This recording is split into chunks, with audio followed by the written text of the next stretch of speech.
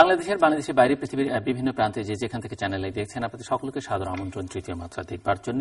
প্রিয় দর্শক, হরতাল এবং অবরোধের মধ্যে চলছে বাংলাদেশ। এক ধরনের অনিশ্চয়তা মধ্যে রয়েছে, মানুষের অসহায়ত্ব রয়েছে এবং তার মধ্যে আপনারা অনেকেই জানেন যে গতকাল জিয়া অরফানেজ ট্রাস্ট মামলায় বিএনপি চেয়ারপারসন বেগম খালেদা জিয়ার জামিন আবেদন নামঞ্জুর করে আদালত তার বিরুদ্ধে গ্রেপ্তারি পরোয়ানা জারি করেছে। তিনি সহ আরও দুজন আছেন এই মামলায় অভিযুক্ত, যাদের বিরুদ্ধে গ্রেপ্তারি পরোয়ানা জারি করা হয়েছে। অন্যদিকে টেলিফোন কথোপকথনের কারণে গ্রেপ্তার হওয়া নাগরিক ঐক্যের আহ্বায়ক মাহমুদুর রহমান মান্নাকে গতকাল আদালতে হাজির করা হয় এবং পুলিশ আদালতের কাছে 10 দিনের রিমান্ড আবেদন করে এবং আদালত সেটি মঞ্জুর করে তাকে 10 দিনের রিমান্ডে পুলিশের কাছে অর্পণ করে আদালতের নির্দেশে। এবং এর বাইরেও বেশ কিছু প্রসঙ্গ আছে যেগুলো নিয়ে কথা বলবো। তবে কথা বলবার জন্য আমরা আজকে স্টুডিওতে আমন্ত্রণ জানিয়েছি 4 জন আইনজীবীকে। তাদের কারো কারো রাজনৈতিক পরিচয় রয়েছে, জন্য পরিচিত হই। আমার বায়ে বসা আছেন জাতীয় পার্টির চেয়ারম্যানের উপদেষ্টা, বাংলাদেশ সুপ্রিম কোর্টের আইনজীবী ব্যারিস্টার শামীম হায়দার পাটোয়ারি। তারপরে রয়েছেন বাংলাদেশ আওয়ামী লীগের কেন্দ্রীয় উপকমিটির সহ সম্পাদক ব্যারিস্টার আহসান হাবিব ভুইয়া। আমার ডানে রয়েছেন চেঞ্জ মেকার্সের প্রেসিডেন্ট অ্যাডভোকেট তানভীর সিদ্দিকী এবং তারপরে রয়েছেন বাংলাদেশ জাতীয়তাবাদী দল বিএনপি রাজনীতির সঙ্গে যুক্ত ব্যারিস্টার সরওয়ার হোসেন। ব্যারিস্টার সরওয়ার হোসেন একজন অবসরপ্রাপ্ত সামরিক কর্মকর্তা। স্বাগত আপনাদের 4 জনকে স্টুডিওতে। ব্যারিস্টার আহসান হাবিব ভুইয়া, আপনাকে বিশেষভাবে স্বাগত। আপনি প্রথমে এসেছেন তৃতীয় মাত্রায় এবং শুরুটাও আপনাকে দিয়ে করতে চাই। বাংলাদেশের রাজনীতিতে এক ধরনের অচল অবস্থা, অস্থিরতা বিশেষ করে গত 51-52 দিন ধরে রয়েছে। প্রতিটি মানুষই একটা অনিশ্চয়তার মধ্যে আছে, সংশয়ের মধ্যে আছে, গভীর আতঙ্কের মধ্যে আছে এবং সবাই এ থেকে একটা নিষ্কৃতি বা মুক্তি চাইছে। এর মধ্যে গতকাল বেগম জিয়ার যে মামলা অনেকদিন ধরে চলছে, সেই মামলায় তাকে তার জামিন আবেদন নাকচ করে দিয়ে তার বিরুদ্ধে গ্রেপ্তারি পরোয়ানা জারি করা, এটি কি পরিস্থিতিকে আরো উত্তপ্ত করে তুলবে বলে মনে হয়, নাকি পরিস্থিতিকে প্রশমিত করবার ক্ষেত্রে বা এই সংকট সমাধানে কোনো নতুন উপকরণ হিসেবে এটি কাজ করবে? আপনি কি মনে করেন? আমি ধন্যবাদ আপনাকে। আমি মনে করি বিষয়টিকে পরিস্থিতি উত্তপ্ত করা বা অন্যদিকে পরিস্থিতি প্রশমিত করা এই ধরনের চিন্তা না করে প্রথমেই বলবো যে বাংলাদেশের প্রচলিত আইন অনুযায়ী তার বিরুদ্ধে গ্রেফতারি পরোয়ানা জারি করা হয়েছে এবং আমার বিশ্বাস, যেহেতু তিনি দেশের একটি বড় রাজনৈতিক দলের প্রতিনিধি, বড় একটি রাজনৈতিক দলের চেয়ারপারসন, তিনি আগের সাবেক প্রধানমন্ত্রী ছিলেন, তো সেই দৃষ্টিকোণ থেকে যদি আমরা চিন্তা করি, তার আইনের প্রতি সম্পূর্ণ শ্রদ্ধা দেখিয়েই দেশের প্রচলিত আইনে তার বিরুদ্ধে যেভাবে ব্যবস্থা নেওয়া হচ্ছে, তিনিও আইনের প্রতি সম্মান দেখিয়ে তার যথাযথ ব্যবস্থা গ্রহণ করবেন বলে আমরা মনে করি। আর গ্রেফতারি পরোয়ানার বিষয়টির সাথে সাম্প্রতিক বিষয় নয়, কারণ হচ্ছে অনেকদিন ধরেই কিন্তু তার এই মামলার চার্জ গঠনের ডেট ছিল, যেখানে তিনি প্রত্যেকবার বিভিন্ন সময় বিভিন্ন কারণে তিনি উপস্থিত হতে পারতেন না। তো আমার কথা হচ্ছে, যেখানে দেশের শ্রদ্ধেয় আইনজীবীরা উপস্থিত হতে পারেন, মাননীয় জাজরা উপস্থিত হতে পারেন, সেই জায়গায় যদি তিনি এতবার অনুপস্থিত থাকেন, তাহলে বাংলাদেশের প্রচলিত আইন অনুযায়ী কিন্তু তার বিরুদ্ধে গ্রেফতারি পরোয়ানা জারি হয়েছে। এমন কোনো বিশেষ ক্ষমতা বা বিশেষ আইনের প্রয়োগ ঘটিয়ে তার বিরুদ্ধে গ্রেফতারি পরোয়ানা জারি হয়নি। তবে পরিস্থিতি উত্তপ্ত হওয়ার বিষয়টি দেখা যাবে যে আরো গত 1-2 দিন পরে পরবর্তী পদক্ষেপ তাদের পক্ষ থেকে কি নেওয়া হয় তার উপর, কারণ এখনো তার দেশের প্রচলিত বিচার ব্যবস্থার প্রতি সম্মান রেখে তিনি জামিনের জন্য আবেদন করতে পারেন, উচ্চ আদালতে জামিনের জন্য আবেদন করতে পারেন। এবং এখন মূলত দেখার বিষয় হচ্ছে যে তাকে কিন্তু গত 1-2 মাসে যে ধরনের রাজনৈতিক অস্থিরতার মধ্য দিয়ে যাচ্ছে দেশ, এবং যার কারণে তিনি বিএনপি হরতাল, লাগাতার অবরোধ কর্মসূচি ডাক দিয়েছেন, এর মাঝখানে দেশে অনেক অনাকাঙ্ক্ষিত ঘটনা ঘটে গিয়েছে। অনেক মানুষ, নিরীহ মানুষ আগুনে পড়ে পেট্রোল বোমার শিকার হয়ে মারা গিয়েছেন। তো ওই ধরনের কোনো মামলায় কিন্তু তাকে অ্যারেস্ট দেখানো হয়নি। অর্থাৎ দেশের বর্তমান যে রাজনৈতিক পরিস্থিতি, অস্থিতিশীল অবস্থা, এর পরিপ্রেক্ষিতে তাকে কোনো গ্রেফতার করা হয়নি, বা এমন কোনো প্রশ্নও হয়তো উঠানো যাবে না যে সরকারের মহল থেকে কোনো ধরনের চাপ প্রয়োগ করে এই ধরনের পরিস্থিতি উত্তপ্ত বা প্রশমিত করার জন্য, আপনি যেটি প্রথমেই বললেন, তাকে গ্রেফতার দেখানো হয়েছে। এটা আরো বেশ কিছুদিন ধরেই একটা মামলা ছিল এবং এটি হয়তো হতেই হতো। তিনি যদি আদালতে কাছে যান, আমাদের বিশ্বাস যে তিনি আদালতের কাছে হয়তো যে প্রচলিত ব্যবস্থা, আইন প্রক্রিয়া যেভাবেই আছে সেভাবেই হয়তো উচ্চ আদালতের কাছে উনি যেতে পারে, যদিও এটা তাদের সম্পূর্ণ দলীয় সিদ্ধান্ত। আর দ্বিতীয় যে বিষয়টির কথা আপনি বললেন, বর্তমানে আমাদের দেশে খুবই আলোচিত একটি ঘটনা, টেলিফোন আলাপচারিতার কারণে। আমি পরে আসবো। Barrister Sarwar Hossain.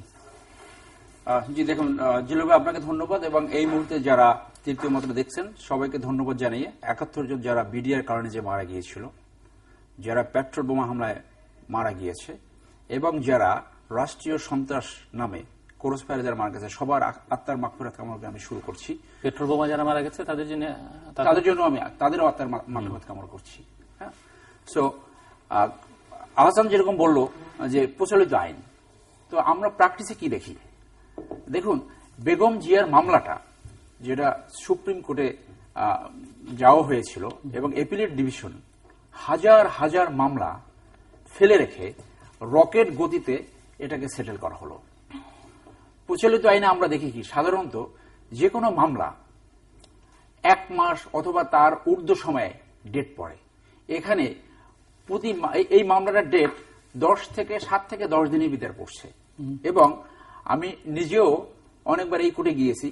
Court open কোর্টে এটা কোনো সিদ্ধান্ত দেয় না, ভিতরে চলে যায় চেম্বারে, তারপর চেম্বার থেকে সাধারণত সিদ্ধান্ত জানানো হয়। অবস্থা দৃষ্টি এটা মনে হয় যে বারবার বেগম জিয়ার উকিল যারা নিয়োজিত আছে, আমিও মাঝে মাঝে থাকি সেখানে, তো বলা হচ্ছে এটা রাজনৈতিক প্রতিহিংসা চরিত্রিত করার জন্য এই মামলাটি করা হয়েছে। আজকে যে ঘটনাটা ঘটেছে সর্বশেষ, দেখুন, আওয়ামী লীগের বিভিন্ন অঙ্গ সংগঠনের নেতা কর্মীরা লোক নিয়ে গুলশান 2 নম্বরে মিছিল করছে, মিটিং করছে, থ্রেট দিচ্ছে, তাকে বিভিন্ন ধরনের হুমকি ধামকি দেওয়া হচ্ছে, এবং দেশে একটা আন্দোলন চলছে। অতএব একটা লেজিটিমেট কারণ রয়েছে। আদালতে কতবার টাইম নেওয়া যাবে এরকম কোন সীমা পরিসীমা নেই, এটা ডিসক্রিপশন অব দ্য কোর্ট। যদি বৈধ কারণ থাকে তাহলে আদালত সাধারণত টাইম মঞ্জুর করে। এর আগে উদাহরণ রয়েছে যে MiG-29 মামলায় মাননীয় প্রধানমন্ত্রীর 43 বার শুধু চার্জ ফ্রেমের জন্য সময় নেওয়া হয়েছিল। পরবর্তীতে সেই মামলাটা যেহেতু 6 মাসের ভিতরে সেটা পরিচালনা হয়নি, চার্জ ফ্রেম হয়নি, সেই গ্রাউন্ডে সুপ্রিম কোর্টে সেইটা কোয়াশমেন্ট হয়ে যায়। সো অবস্থা পরিস্থিতি দেখা যায় যেখানে যে আপনি এত মামলা রেখে প্রথমত হলো যে কেন একটা স্পেশাল ট্রাইব্যুনাল গঠন করতে হলো, তারপর কেন 7 থেকে 10 দিন পর ডেট হবে। যেদিন মামলার তারিখ পরে সেদিনই হরতালের কর্মসূচি থাকে এবং সেই অজুহাতে বেগম জিয়া আদালতে যান না, সেটি একটি অভিযোগ সরকারের দিক থেকে, সরকার পক্ষের দিক থেকে রয়েছে যে তাহলে তো এই মামলা কখনো শেষ হবে না। জি, এটা হরতাল যদি এটি কজ হয় তাহলে তো এই মামলা শেষ করা যাবে না। না, হরতাল প্রোগ্রাম দেওয়া হয় একটা রাজনৈতিক প্রোগ্রামের অংশ হিসেবে। হরতাল ছাড়াও তো বেগম জিয়া অনেকবার গিয়েছে মামলায়, এবং এখন আপনারা কি করবেন? উচ্চ আদালতে আপিল করবেন বলেছেন, বা এটা যারা সিনিয়র লয়ার আছে তারা এই ব্যাপারে সিদ্ধান্ত নেবে পরবর্তী আইনি প্রক্রিয়া কি না হবে। তবে আমি যেটা বুঝি, আপনি কি আশঙ্কা করছেন বেগম জিয়াকে তো যেটি বোঝা গেছে এখনো দিন ধরে উনি কিছুদিন অবরুদ্ধ ছিলেন, এরপরে সে অবরোধ অবস্থা নেই, কিন্তু এরপরে নিজেই তিনি সেখানে আছেন। অনেকে মনে করছেন অবস্থাটা এরকম যে এই আন্দোলনের একটি চূড়ান্ত পরিণতি ছাড়া তিনি ওই কার্যালয় থেকে বেরোবেন না, বা এরকম একটা শঙ্কাও আছে যে ওখান থেকে বেরোলে হয়তো তিনি সেখানে আর ঢুকতে পারবেন না। তো এই মামলাকে কেন্দ্র করে এখন তার কি হবে? মানে তিনি কি ওখান থেকে বেরিয়ে আদালতের শরণাপন্ন হবেন, নাকি সেখানে থেকে গ্রেপ্তার বরণ করবেন, অথবা সেখানেই তিনি বন্দী অবস্থায় থাকবেন? দেখুন জিল্লুর ভাই, একটা বই আছে বাজারে, গৃহবন্দী অবস্থায় থাকবেন কি না, কি ধারণা? একটা বই আছে, জন ল্যাপল্যান্ড একটা বই লিখেছে। এই বইটার ক্যাপশন হলো the history of political trial from Charles on to Saddam Hussein. উনি রিসার্চ করে দেখিয়েছেন যে কোনো রাজনৈতিক মামলা ফেয়ার অ্যান্ড ফ্রি হয়নি। সো 2009 সালে এই রুলিং পার্টি যখনই ক্ষমতা আসছে, তারা একদিকে যারা অন্যায় অত্যাচার, যারা অন্যায় করেছে তাদের নামে কোনো মামলা হয় না, অন্যদিকে হাজার হাজার নেতা কর্মীর নামে মিথ্যা মামলা দেওয়া হয়েছে, এবং সেই প্রক্রিয়ার অংশ হিসেবেই এই মামলাগুলো চলছে। এবং বেগম জিয়া পরিবারকে হয়রানি এবং তাদেরকে পলিটিক্স থেকে আউট করার জন্য একটা সরকারের নীল নকশা। এখন কি করবে সেটা উত্তর দিচ্ছে, সেটা হলো যে বিএনপির পলিসি মেকারস আছে। সো বেগম জিয়া পৃথিবীর ইতিহাসে একজন পপুলার নেত্রী, যিনি এখন পর্যন্ত কোনো নির্বাচনে হারেননি। সো তার নিজস্ব চিন্তা ভাবনা আছে, পরিস্থিতি মোতাবেক তিনি সিদ্ধান্ত নেবে কি করবে। অবশ্যই এটা আমি মনে করি যে এই ধরনের সিচুয়েশন রাজনৈতিকভাবে এবং আইনগতভাবে দুইভাবেই মোকাবেলা করা হবে। এরকমটা অনেকের কাছে মনে হয় যে একটা দুপক্ষই এখন একটা ডু অর ডাই সিচুয়েশনে আছে এবং দুপক্ষেরই একটা শক্তির লড়াই, অস্তিত্বের লড়াইয়ের মধ্যে দুপক্ষই আছে, যারা ক্ষমতায় আছেন কেউ স্বীকার করতে চান কিংবা না চান, আর আপনারা যারা অপোজিশনে আছেন। তো এরকম একটা অবস্থায় বেগম সরকার কি একটু পরীক্ষা করলো এই ওয়ারেন্ট জারির মধ্য দিয়ে বা জামিন না দিয়ে বা আদালতের মাধ্যমে, যদি আমরা ধরে নিই যে আদালতকে প্রভাবান্বিত করা হয়েছে, নাও হতে পারে, এটি আপনাদের অভিযোগ যে আদালতকে নির্বাহী বিভাগ প্রভাবান্বিত করছে, যে বেগম জিয়ার বিরুদ্ধে ওয়ারেন্ট ইস্যু করলে কি ধরনের প্রতিক্রিয়া জনমনে হয়, রাজনীতিতে হয়, এবং সেই প্রতিক্রিয়া যদি আমরা লক্ষ্য করি তেমন কোনো প্রতিক্রিয়া কিন্তু কালকে দেখা যায়নি কোথাও। এবং খুবই দুঃখজনক এটি বলতে হবে যে বিএনপিতে প্রচুর আইনজীবী আছে, প্রচুর আপনার মতো ব্যারিস্টার রয়েছেন, সিনিয়র ব্যারিস্টার যারা রয়েছেন, স্ট্যান্ডিং কমিটিতেও অনেক ব্যারিস্টার আছেন।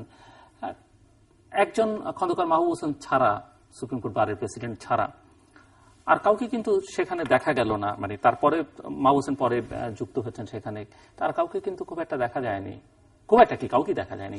না দেখুন, এটা মামলাটা যেহেতু চলমান চলছে এবং প্রতি 7 থেকে 10 দিন পর ডেট পড়ছে, সমস্ত সিনিয়র যারা আইনজীবী আছে তারা প্রতি তারিখে যেতে পারে না, অবভিয়াস কারণ থাকে। কি ব্যস্ততা তাদের, তো রাজনৈতিক কোনো কর্মসূচি তো দেখা যায় না।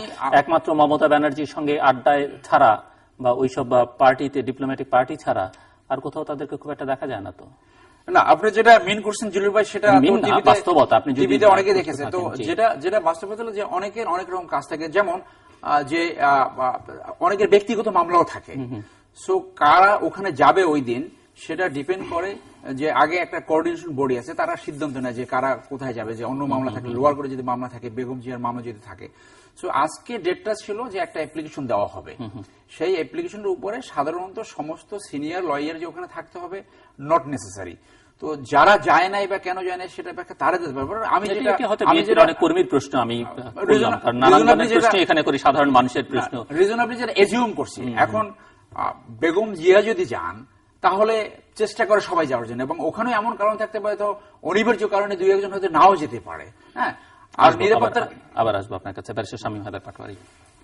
আসলে যেটি হয়েছে এটা একটা কোর্টের প্রসিডিউরাল ব্যাপার পিওরলি, এবং এটাতে খুব যে ব্যত্যয় অর্ডার হয়েছে এটা বলা যাবে না। যেহেতু একজন সাবেক প্রধানমন্ত্রীকে নিয়ে অর্ডারটা হয়েছে, রাজনৈতিক একজন নেত্রীকে নিয়ে, সেজন্য ব্যাপারটা অবশ্যই রাজনৈতিকভাবে দেখার সুযোগও রয়ে গেছে। কিন্তু আসলে কেউ হাজিরা না থাকলে যে কোনো মামলাতেই ওয়ারেন্ট হয়ে যায়। এরপরে ওয়ারেন্ট রিকলেরও একটা আবেদন মনে হয় করেছিলেন সিনিয়র অ্যাডভোকেট, সেটা মনে হয় খারিজ করে দেওয়া হয়। তো এখানে স্কোপটা আসলে হয় একজন ব্যক্তিকে নিজে হাজির হতে হবে এবং তাকে ছাড়া ট্রায়াল হবে না, অথবা তিনি আইনজীবীর মাধ্যমে হাজিরা দেবেন এবং এটা অ্যাপ্লিকেশন করবেন under section 205 of the criminal procedure code যে আমি আমার আইনজীবীর মাধ্যমে হাজিরা দিব। ম্যাডাম জিয়ার ক্ষেত্রে আজকে মনে হয় এই দুটোর কোনোটাই করা হয়নি, একটা গ্যাপ অ্যাপ্লিকেশন সিচুয়েশন ছিল যে কারণে ওয়ারেন্টটা ইস্যু হয়েছে। তবে এটি যেহেতু এটি লফুল অর্ডার, কোর্টের অর্ডার, তবে এটা রাজনীতিকে আরেকটু উত্তপ্ত করবে এই কারণে যে বিএনপি যদি কোনো কারণে সংঘাতময় রাজনীতি থেকে অথবা একটা কম্প্রোমাইজ চিন্তা ভাবনা ছিল, তারা সেখান থেকে আরেকটু সরে আসবে, কারণ তারা বুঝতে পারছে যে ঘটনা প্রবাহটা কোন দিকে যাচ্ছে, সরকার অনমনীয় এবং সেখান থেকে তারা হয়তো বা তাদের স্ট্র্যাটেজি এখন একমুখী করে ফেলবে, যে বল প্রয়োগের নীতি যেটা ছিল বিএনপির বা সরকারের, সেটি এখন রাজনীতিতে স্ট্যান্ড করবে এবং যার শক্তি বেশি সেই স্ট্যান্ড করবে। সেদিক থেকে দেশের জন্য এটা একটা ক্ষতিকর মেসেজ নিয়ে আসবে, কারণ সামনের দিনগুলোতে আপনার যখন কোনো অপশন থাকবে না, কোনো হোপ থাকবে না, যখন কোনো পসিবিলিটি থাকবে না, তখন কিন্তু স্বাভাবিকভাবে আপনি বেপরোয়া হয়ে যাবেন। গণতন্ত্রের সবচেয়ে বড় স্ট্রেংথই হচ্ছে এই জায়গায় যে আমি 5টি বছর অপেক্ষা করব, নির্যাতিত হব, কিন্তু আমি 5 বছর পরে আমার জনগণ থাকলে আমি ক্ষমতায় ব্যাক করব। কিন্তু নির্যাতিত হতে হবে গণতন্ত্রে, তৃতীয় বিশ্বের গণতন্ত্রের কথা আর কি বলছি। বহু উন্নত গণতান্ত্রিক রাষ্ট্র আছে যেখানে নির্যাতনের হয় না এবং নির্যাতন না হওয়াই উচিত, কিন্তু আমাদের দেশে নির্যাতন হওয়ার পরেও কিন্তু দলগুলো সন্ত্রাসবাদে যায় না। কেন যায় না? জানি যে 5 বছর পরে ইলেকশন হলে হয়তো আমি ক্ষমতায় চলে আসবো।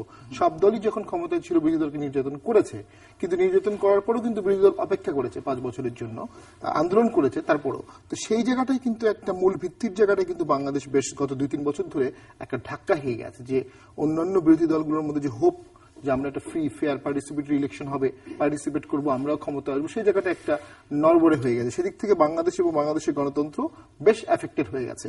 আর আদালতের ক্ষেত্রে যেটা হয়েছে, পৃথিবীর সব দেশেই পলিটিক্স অব দ্য জুডিশিয়ারি আছে, অ্যাপয়েন্টমেন্ট নিয়ে সবকিছু নিয়ে। আমাদের এখানে একটা নতুন জিনিস হয়ে গেছে, জুডিশিয়ালাইজেশন অফ পলিটিক্স হয়ে গেছে। অর্থাৎ কিছু কিছু পলিটিক্যাল জিনিস ঠিক জুডিশিয়ালির মাধ্যমে চলে আসছে, সাবকনসিয়াসলি অথবা যে কোনো ভাবেই হোক, যে কারণে যদিও pure legal and procedural order, এটার মধ্যে কিন্তু কোনো পলিটিক্স থাকার স্কোপও নেই, তারপরে কিন্তু একটা বড় অংশের মানুষ মনে করছে এটার মধ্যে পলিটিক্স আছে।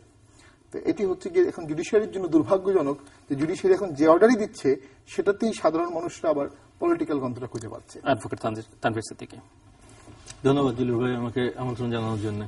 আমি শুনছিলাম ওনাদের কথা, ওনার ব্যারিস্টার শামীম সাহেবের কথা দিয়ে শুরু করে যে আমরা এতদিন ধরে জানতাম যে রাজনীতির ভিতরে পলিটিক্স আছে, এখন জুডিশিয়ারির ভিতরে পলিটিক্স না পলিটিক্সের ভিতরে জুডিশিয়ারি, এটা নিয়ে যদি এখন আমাদের ভিতরে সন্দেহ দেখা দেয় বা আমাদের ভিতরে কিউরিওসিটি দেখা দেয়, এটা কারোর জন্যই মঙ্গলজনক না। সন্দেহ না করবার কোনো কারণ আছে বা ওয়েল, আপনি সন্দেহ করলে করতে আছে পারেন, আপনি সন্দেহ করলে করতে পারেন, যে কেউ সন্দেহ করলে করতে পারে, কারণ পলিটিক্যাল মামলাগুলোর ভিতরে সন্দেহের যথেষ্ট অবকাশ আছে।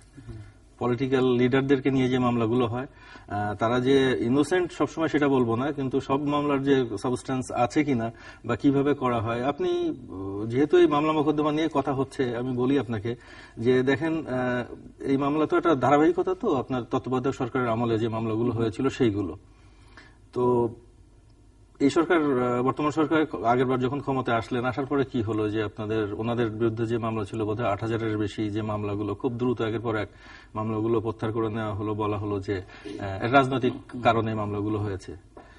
তো একই কথা এখানেও তো এরকম ভাবে হতে পারতো। আমি বলছি না যে এর ভিতরে কোনো সাবস্টেন্স নাই, কারণ এটা কোর্টে ট্রায়াল হচ্ছে, এখানে আর্গুমেন্ট হচ্ছে, এখানে একটা ফয়সালা করার ব্যাপার আছে। কিন্তু এক পক্ষের মামলাগুলো যখন মানে ঢালাও ভাবে উইথড্র করে দেওয়া হয়, ঢালাও ভাবে, সেখানেও যদি ট্রায়ালের মাধ্যমে হতো কোনো কথা ছিল না, তখন ওই মানুষের সন্দেহটা আসে যে তাইলে এনাদের কি দোষ ছিল। এই দোষে দুষ্ট এই অনেকগুলো বিষয়ের ভিতরে এই খালেদা জিয়ার গ্রেফতারি পরোয়ানাটাও এর ভিতরে পড়ে গেছে আনফরচুনেটলি। কারণ এর ভিতরে আপনি দেখেন যে এর আগে একবার উনি উপস্থিত হতে যে আপনার যে কি ঘটনা ঘটলো, যে ছাত্রলীগের সঙ্গে যে সংঘর্ষের যে বিষয়টা, সারা দেশবাসী এটা দেখেছে। এই পুরো জিনিসটাই কোনো ইয়ে মিন করে না, কোনো সুস্থতা বা কোনো ধরনের স্বাভাবিক ইস্যুটাকে মিন করে না। মনে হয় যে এর ভিতরে কোথাও না কোথাও ঝামেলা আছে। এই ঝামেলাগুলো যতক্ষণ আমরা পার না করতে পারবো, আমাদের। আপনার কাছে কি মনে হয় বেগম জিয়াকে যদি গ্রেফতার করা হয়, এই আলোচনাটি অনেকদিন ধরেই আছে যে তাকে গ্রেফতার করা হতে পারে, এখন যে রাজনৈতিক অস্থিরতা চলছে বা রাজনৈতিক সংকট চলছে, সেটিকে সংকটকে বাড়িয়ে দেবে নাকি সংকটকে সাময়িকভাবে হলেও প্রশমিত করতে সহায়তা করবে? আমি মনে করি না যে সংকট প্রশমিত হবে, আমি মনে করি না। কারণ হচ্ছে যে গত 2 মাস ধরে ভার্চুয়ালি দেশটা কার্যত অচল। আপনি 2 মাসের কথাই আপনি ধরেন, কারণ আপনার 2014 সালের শেষ দিন থেকেই হরতাল শুরু হয়েছে, মাঝখানে একদিন বিরতি ছিল মনে হয়, তারপরে সরকার থেকে। সব মিলিয়ে আমরা 60 দিনের মতো একটা অবরোধ হরতালের ভিতরে আছি। এবং আপনি যদি সাম্প্রতিক যে কার্যক্রমগুলো দেখেন, যেটা রাজনীতি নামে যেটা চলছে, এটা তো রাজনৈতিক কোনো কর্মসূচি না বা কোনো ধরনের সহিংসতার ব্যাপার না, এটা তো একটা টেররিজম পিওর যেভাবে চলছে। তো এখন যারা এই পথটা বেছে নিয়েছেন, তারা কালকে দেখলাম যে কোন সরকারি অফিসে আগুন দিয়েছেন, ব্যাংকে আগুন দিয়েছেন। একটা এত ঘনবসতিপূর্ণ একটা দেশে আমার সরকারের পক্ষে প্রত্যেকটা বাড়ি বা প্রত্যেকটা ব্যক্তিকে পাহারা দেওয়া সম্ভব না। আপনি মনে করছেন যে এটি পরিস্থিতিকে আরো উত্তপ্ত করে তুলতে? আমার ধারণা, এটা আমার ধারণা। ব্যারিস্টার হাসান। আমি ওনার সাথে একমত পোষণ করি এই বিষয়ে যে অবশ্যই পলিটিক্স এখন একটা টেরোরিজমের রূপ নিচ্ছে, এবং অবশ্যই একথা অনস্বীকার্য যে যেহেতু বিএনপি এখনো পর্যন্ত জামায়াতের সাথে, অর্থাৎ স্বাধীনতা বিরোধী একটি শক্তির সাথে থেকে তারা তাদের রাজনীতি এবং রাজনৈতিক কার্যক্রম চালিয়ে নিচ্ছে, এবং গত 2 মাসের কথা তিনি যেটা বললেন, কার্যতই দেশ অচল করার একটি প্রক্রিয়া তারা হাতে নিয়েছে। এবং এই এসএসসি এক্সামের মাঝখানেও দেখলাম যে তারা তাদের রাজনৈতিক কর্মকাণ্ডকে একটু শিথিল করার জন্য যে মানসিকতা, সেটা তারা পোষণ করেনি। আর আমি ব্যারিস্টার সরোয়ারের একটা কথা একটু বলতে চাচ্ছি। তিনি সন্দেহের কথাটা যেখানে আসে, যে বিচার ব্যবস্থার মধ্যে যখন প্রশ্নবিদ্ধ করা হয়, একজন আইনজীবী হিসেবে তিনি যখন বলেন যে চেম্বারের ভিতরে যে একটা জাজমেন্ট দেওয়া হচ্ছে বা একটা অর্ডার দেওয়া হচ্ছে, ওপেন কোর্টে দেওয়া হচ্ছে না, তখনই কিন্তু আমাদের দেশের বিচার ব্যবস্থার স্বাধীনতা এবং আমাদের শ্রদ্ধেয় মাননীয় জাজদের যেই তাদের সততা, এই সমস্ত বিষয় কিন্তু প্রশ্নবিদ্ধ হয়ে যায়। তো আমার কাছে মনে হয় যে এর জন্য আমাদেরকে অনেকখানি দায়িত্ব নিয়ে কথা বলা উচিত এই সকল বিষয়ে। আপনি একটি গুরুত্বপূর্ণ বিষয় খেয়াল করবেন, আপনি নিজেও যে বিষয়টি বলেছেন যে বিএনপির তরফ থেকেও কিন্তু কোনো ধরনের statement, not only from their advocates, বিএনপির পক্ষ থেকে এই ধরনের কোনো স্টেটমেন্ট আজকে আমরা পাইনি। খন্দকার মাহবুব হোসেনের কথা যেটা বললেন, তিনি একটি সাক্ষাৎকারে বলেছেন যে রাজনীতি করলে তো অ্যারেস্ট হতেই হয়, তো রাজনীতি করেছেন, অ্যারেস্ট হয়েছেন, এই ধরনের একটি স্টেটমেন্ট তারা দিয়েছেন। কিন্তু তারা যদি জানেনই যে রাজনীতি করলে অ্যারেস্ট হতে হয়, তাহলে সেই ধরনের কোনো প্রপার পদক্ষেপ কেন তারা নিলেন না? বিএনপিতে কি শুধুমাত্র একজন আইনজীবী আছেন? বিএনপির আইনজীবীরা যদি এই ধরনের টক শোতে এসে আলাপ করতে পারেন, সেইখানে তাদের মামলার মাঝখান থেকে সময় বের করে নিয়ে আসতে পারেন, তাহলে তাদের দলের চেয়ারপারসনকে রিপ্রেজেন্ট করার জন্য তার এই আইনি প্রক্রিয়াকে সাপোর্ট করার জন্য কি তারা আদালতে উপস্থিত হতে পারেন? সেটি হয়তো তারা গ্রেফতারের ভয় এড়িয়ে চলছেন, ভয় হতে পারে, আবার এটা তাদের রাজনৈতিক কৌশলও হতে পারে যে আমরা সরকারের কাছে বল গড়িয়ে দিলাম, দেখি আমরা কোর্টে উপস্থিত হলাম না, সরকার আমাদের বিরুদ্ধে কি ধরনের ব্যবস্থা নেয়। এবং যে কথাটা অ্যাডভোকেট তানভীর সাহেবও বললেন যে এর মাধ্যমে হয়তো পরিস্থিতি উত্তপ্তও হতে পারে, অর্থাৎ সামগ্রিক দৃষ্টিকোণ থেকে দেশে একটি উত্তপ্তময় পরিস্থিতি সৃষ্টি করার জন্য যত ধরনের পায়তারা করা উচিত একটি রাজনৈতিক দল থেকে। সরকার তো সহনশীল আচরণ করছে না, মানে সহনশীল না সবার প্রতি, এটি তো মোটামুটি ভাবে বিরোধী পক্ষের অভিযোগ যেটি, এবং বিভিন্ন মহল থেকেও বলা হচ্ছে, দেশের বাইরে থেকেও বলা হচ্ছে যে জেল, জুলুম, হুলিয়া, নির্যাতন, নিপীড়ন সবটাতেই সরকার বেশ একটা অগ্রণী বা আগ্রাসী। দেখুন, সহনশীল বলতে গত 2 মাসে যে হরতালের মধ্যে যে অরাজনৈতিক অবস্থা চলছে, এবং আপনি দেখবেন যে বার্ন ইউনিটে যে অবস্থা, বিএনপির পক্ষ থেকে এখনো পর্যন্ত কোনো একজন রাজনৈতিক নেতা, খুব সম্ভবত গিয়েছেন, এর বাইরে কেউই বার্ন ইউনিটে যেয়ে যারা হরতালে এর মাঝখানে নাশকতার শিকার হয়েছে, দলের পক্ষ থেকে বলা হয়েছে যে সেখানে কাউকে যেন না দেখা যায়, এরকম একটা হুমকিও কোনো নেতা দিয়েছেন না।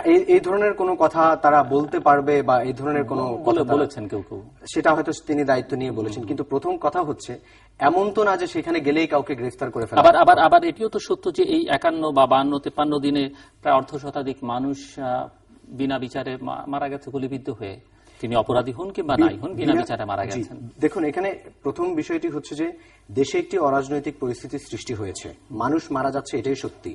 সেটা কারা মারা যাচ্ছে বিচারের মাধ্যমে, অবশ্যই যে কোনো ধরনের মৃত্যুই আমাদের কাম্য নয়, এবং অবশ্যই বিচার প্রক্রিয়া বহির্ভূত যে কোনো মৃত্যুই প্রশ্নবিদ্ধ হওয়া উচিত, এবং বিচারের মাধ্যমেই সকল নন জুডিশিয়াল অথবা এক্সট্রা জুডিশিয়াল কিলিং যেটা, সেটা কখনোই কোনো দলের পক্ষ থেকে সমর্থন করার কোনো সুযোগ নেই। কিন্তু আমার কথা হচ্ছে যে বার্ন ইউনিটে যে তাদের প্রতি একটা সমবেদনা জানানো, কিংবা কিছুদিন আগে হাইকোর্ট থেকে একটি রুলিং এ দেওয়া হয়েছে, একটি অর্ডারও দেওয়া হয়েছে যে কিসের জন্য তাদেরকে কম্পেনসেশন দেওয়া হবে না। তো সেই দিক থেকেও কিন্তু বিএনপির কাছ থেকে কোনো ধরনের স্টেটমেন্ট আমরা এখনো পর্যন্ত পাইনি, বা তারা ওরকম ভাবে কোনো স্টেটমেন্ট দেননি যে এই ধরনের নাশকতামূলক কার্যক্রমের সাথে তাদের কোনো সম্পৃক্ততা নেই। তো সার্বিক দৃষ্টিকোণ থেকে অবশ্যই পরবর্তী 1-2 দিনের মধ্যেই বোঝা যাবে। আরেকটি প্রসঙ্গ যেটি আপনি বলতে চাইছিলেন, মাহমুদুর রহমান মান্নার প্রসঙ্গে, এই যে মানে নিপীড়নের প্রশ্ন আলোচনা করতে গিয়ে আমরা এই প্রসঙ্গটা টেনে আনতে পারি যে মাহমুদুর রহমান মান্নার 2টো টেলিফোন কথোপকথন সংবাদ মাধ্যমে প্রকাশিত হয়েছে, তাতে এক ধরনের প্রতিক্রিয়া হয়েছে অনেকের মধ্যেই যে এই ধরনের কথা তিনি কিভাবে বললেন, তার মতো একটা ক্রিমিনাল পলিটিশিয়ান, তার বিরুদ্ধে আইনি পদক্ষেপ নেওয়ার ব্যাপারে হয়তো কারো কোনো আপত্তি ছিল না।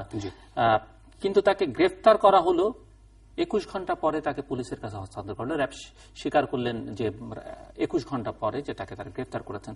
কিন্তু সারা দিন এই যে গোয়েন্দা পুলিশ থেকে বলা হলো যে তাকে পুলিশ গ্রেফতার করেনি, র্যাবের পক্ষ থেকে বলা হলো তাকে গ্রেফতার করেনি, এই যে 21টি ঘন্টা যে মানসিকভাবে নির্যাতিত হলো তার পরিবারের সদস্যরা, সেটিকে আপনি কিভাবে দেখবেন? এবং তারপরে তাকে গতকাল 10 দিনের জন্য রিমান্ডে নেওয়া হচ্ছে। রিমান্ড সম্পর্ক আইনি অবস্থান আপনি জানেন, আপনার কোর্টের অবস্থান, এবং তারপরে রিমান্ড পুলিশ কিভাবে করে, পুলিশ কিভাবে সেটিকে ব্যবহার করে, সেটিও আমাদের কম বেশি সবারই জানা। প্রচলিত আইন অনুযায়ী গ্রেফতার হওয়ার 24 ঘন্টার মধ্যেই তাকে আদালতে প্রেরণ করতে হবে। কিন্তু আপনি গ্রেফতার করে স্বীকার করতে তো অসুবিধা নেই। এখন এইখানেই হচ্ছে আমাদের প্রশ্নটা, যে 21 ঘন্টা পরে কেন স্বীকার বলতে হলো আপনি যে গ্রেফতার করেছেন, তার আগে নয় কেন? কারণ আপনি আরেকটা বিষয় খেয়াল করে দেখবেন যে আমার কাছে এখনো পর্যন্ত বিষয়টি অনেকটা ধোঁয়াশার মতো মনে হচ্ছে। এবং দেখেন, এই যে গল্প আমরা বলি, ওনাকে গ্রেফতার করা হলো বনানীর একটি বাসা থেকে, ওনার এক আত্মীয়ের বাসা থেকে, বা নিয়ে যাওয়া হলো, ওনার পরিবার তাই বললেন। র্যাব বললে যে তারা ধানমন্ডি স্টার কাবাবের সামনে থেকে তাকে গ্রেফতার করেছেন। মানে এগুলো তো আসলে এটাই আমি আপনার এই কথাটা আমি বলতে চাচ্ছিলাম যে এখান থেকে একটু ধোঁয়াশার মতো মনে হচ্ছে, কারণ তার পরিবারের পক্ষ থেকে যখন স্টেটমেন্ট দেওয়া হয় বলা হয়েছে যে সেখানে একটি আত্মীয়র বাসা থেকে, চাচাতো বোন বা কারো বাসা থেকে arrest করা বাস্তির হয়। বাসা থেকে। আবার দেখা যাচ্ছে যে সেটার সাথে তারা যে জিডিটা করেছেন থানায় তার নিখোঁজ হওয়ার সংবাদ নেই, সেটার সাথেও কিন্তু কিছুটা বৈসাদৃশ্য আছে। তো এখন তাদের ফ্যামিলির থেকে যে স্টেটমেন্ট দেওয়া হচ্ছে সেটার সাথেও কিছুটা বৈসাদৃশ্য আছে। আবার পুলিশের পক্ষ থেকে যেই বিষয়টি জানানো হয়েছে সেখান থেকেও একটা দেখা যাচ্ছে তাদেরও একটা মত পার্থক্য আছে। তো এই ধরনের কারণেই কিন্তু দেখা যাচ্ছে যে আমাদের রাজনীতিটা অনেকটা, উনি যেটা বলেন যে রাজনীতি এখন বিচার ব্যবস্থার মধ্যে ঢুকে গিয়েছে কিংবা বিচার ব্যবস্থা রাজনীতির মধ্যে ঢুকে গিয়েছে, এটাই আসলে মূল সমস্যা। কারণ এখানে একটা কোঅর্ডিনেশনের অভাব দেখা যাচ্ছে আমার কাছে যেটা মনে হয়, এই কথা স্বীকার করতে হবে বোথ সাইড থেকেই। কারণ পুলিশের কাছ থেকে যদি ওই ধরনের একটা স্টেটমেন্ট প্রথমে দেওয়া হতো যে আপনি দেখেন সবগুলো শোতে কত রকমের আলোচনা আমরা করেছি, উনি কি গুম হয়ে গেলেন, উনি কি ইলিয়াস আলী হয়ে গেলেন, উনি কি, আবার কেউ এমনও বলছেন উনি কি পালিয়ে গেলেন, আবার কেউ এমনও বলেছেন উনি হয়তো এমন কারণ নাম প্রকাশ করে দিতেন, যেহেতু টেলিফোন সংলাপে অনেকের নাম এসছে, আরো কারো নাম তিনি প্রকাশ করে দিতেন, তারাই তাকে তুলে নিয়ে গেছেন। অনেক রকমের একটা বিষয় থেকে তারা ব্যাখ্যা করতে পারতেন যে because of national security purpose যদি কোনো রিজন থাকে তাহলে হয়তো তারা জনসমক্ষে এই ধরনের কোন স্টেটমেন্ট দেয়া থেকে বিরত থাকতে পারেন। তবুও তাদেরকে এটা বলা উচিত ছিল যে because of the national security purpose আমরা এই ধরনের কোন বিষয় এখনই জনসাধারণকে জানাতে চাচ্ছি না। হয়তো এই বিষয়টিকে তারা মাথায় রেখেই যে তাকে গ্রেফতার করা হলো, রাত্রে কেন গ্রেফতার করা হলো, কোথায় রাখা হয়েছে, এই ধরনের অনেক গ্রেফতার করা হয়েছে সেটি জানিয়ে দিলেই মানুষ নিশ্চিন্তে থাকতে পারত। তাহলে হয়তো তার হারিয়ে যাওয়া, পালিয়ে যাওয়া, গুম হয়ে যাওয়া এই ধরনের বিভিন্ন ধরনের কথা হয়তো উঠে আসতো না। আসবো আবার আপনার কাছে। তানভীর সিদ্দিকী, মাহমুদুর রহমানের টেলিফোন কথোপকথন, গ্রেফতার এবং সর্বশেষ অবস্থা, এইটা নিয়ে আসলে জিলুর ভাই আমি পুরো বিষয়টা আমার কাছে স্বাভাবিক এবং সুস্থ তো মনে হচ্ছে না। এবং আমরা মাহমুদুর রহমান মান্নার যে বিষয়টা, এটা একটা মানে বাই প্রোডাক্ট অফ এভরিথিং। এই পর্যন্ত সিচুয়েশনে গেল কেন, উনি নিজেকে ওই পর্যায়ে নিয়ে গেলেন কেন, ওনার টেলিফোন সংলাপটা আমার কাছে খুব মনে হয়েছে যে এটা খুব অপরিপক্ক একটা কাজ হয়েছে। টেলিফোনে এই ধরনের বা ভাইবার এই ধরনের কথাবার্তা বলা, ওনার লেভেলের পলিটিশিয়ান কাছ থেকে ওনার আরো সাবধান হওয়া উচিত ছিল। এই ধরনের কথাবার্তা অনেকেই রাস্তাঘাটে বলছে, কিন্তু তাদের সমস্যা হবে না কখনো, কারণ এটা তো রেকর্ডেড না। কিন্তু ওনার বোঝা উচিত ছিল যে উনি আন্ডার সার্ভাইলেন্স, উনি না অনেকেই বাংলাদেশের, এবং বাংলাদেশ সরকারের কাছে সে ধরনের প্রযুক্তি আছে এবং এটা আইনগতভাবে সরকার এটা করছেন। এটা এমন না যে মানে নজরদারি তারা করতে পারবেন না। সুতরাং সেটার জন্য তাকে হয়তো একটু ভুগতে হবে, কিন্তু যে নাটকটা যেটা হলো, এই নাটকটা আনএক্সপেক্টেড, বিশেষ করে ওনার ক্ষেত্রে। এবং আগে যে ইলিয়াস আলীর ঘটনাটা অনেককে আতঙ্কিত করেছে যে ওনার পরিণতি ওরকম হবে কিনা। আমি সরকারকে সাধুবাদ জানাই যে অ্যাটলিস্ট ওনারা 24 ঘন্টা 21 ঘন্টা পরে হলেও ওনারা কনফার্ম করেছেন, কারণ কালকে মধ্যরাত কিন্তু আরো 2-1টি ক্ষেত্রে হচ্ছে 3 দিন পরেও হাজির করা হচ্ছে না।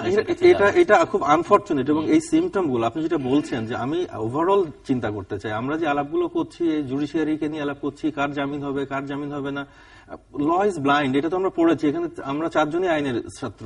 কোথায় লেখা আছে যে রায় কি হবে না হবে এটা কোনো জায়গা থেকে ডিকটেশন করা হবে বা কিংবা কেউ আগে থেকে বুঝতে পারবে?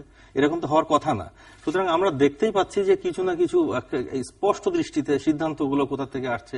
সেটা শুধু জুডিশিয়ারি না, আপনি সব জায়গায় দেখেন, গ্রেফতারের ক্ষেত্রে দেখেন, রাজনৈতিক সিদ্ধান্ত গ্রহণের ক্ষেত্রে দেখেন। আপনি কম্পেনসেশনের কথা বললেন, আপনি কম্পেনসেশন দেওয়া হচ্ছে যারা বার্ন ইউনিটে আছেন তাদেরকে কম্পেনসেশন দেওয়া হচ্ছে। প্রধানমন্ত্রী আজকে দিলেন যারা বাস পুড়েছে। বাকি যাদের ক্ষতি, আমার যে ব্যবসার ক্ষতি হলো সেই কম্পেনসেশন কে দিবে? আমার জীবন থেকে যে 60 দিন চলে গেল সেটা কে দিবে? আমি যে পরীক্ষা দিতে পারলাম না সেটা কে দিবে? যাদের ও লেভেল পরীক্ষা, এইটা তো হয় না, বাচ্চাদের স্কুল বন্ধ না। আপনি আজকে প্রধানমন্ত্রী বলেছেন যে আপনার 1,20,000 কোটি টাকার ক্ষতি হয়েছে। তো 1,20,000 কোটি টাকাটা কোথেকে আসলো? আর আপনি কম্পেনসেশন দিচ্ছেন কার টাকায়? জনগণের টাকাই তো, তাই না? তো তাইলে এই টাকাটা বাকি ক্ষতিগুলোর চিন্তা করবেন না আপনি? এই জিনিসগুলো তো আমাদেরকে ভাবতে হবে যে আমি বার্ন ইউনিটের ওই লোকগুলো তো আমার কাছে একেবারে মেইন হওয়ার কথা না, পুরো দেশটাই তো আমার মেইন হওয়ার কথা। এখন একটা দেশের যে সামগ্রিক পরিস্থিতি আমরা আছি, আমার সন্দেহ আছে যে হয়তো ইসরায়েল প্যালেস্টাইন সমস্যার সমাধান হবে, হয়তো উত্তর কোরিয়া দক্ষিণ কোরিয়া একদিন এক হয়ে যাবে, হামাস এবং ফাত্তাহ কিন্তু এক হয়ে গিয়েছে। আমাদের এখানে কিন্তু এটা হবে না।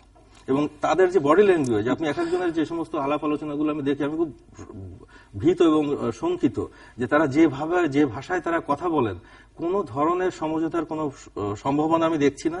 এবং এই দেশের যে নৈরাজ্য যেটা, এটা আরো বাড়ার সম্ভাবনা। এখানে জঙ্গিবাদ, যারা জঙ্গিবাদ নিয়ে খুব চিন্তিত এবং উদ্বিগ্ন, আমার সন্দেহ আছে যে জঙ্গিবাদ আরো দানা বাঁধতে পারে। এবং তারা বলছেন যে যারা চিন্তিত উদ্বিগ্ন তারা জঙ্গিবাদকে ইনভাইট করছেন এখানে।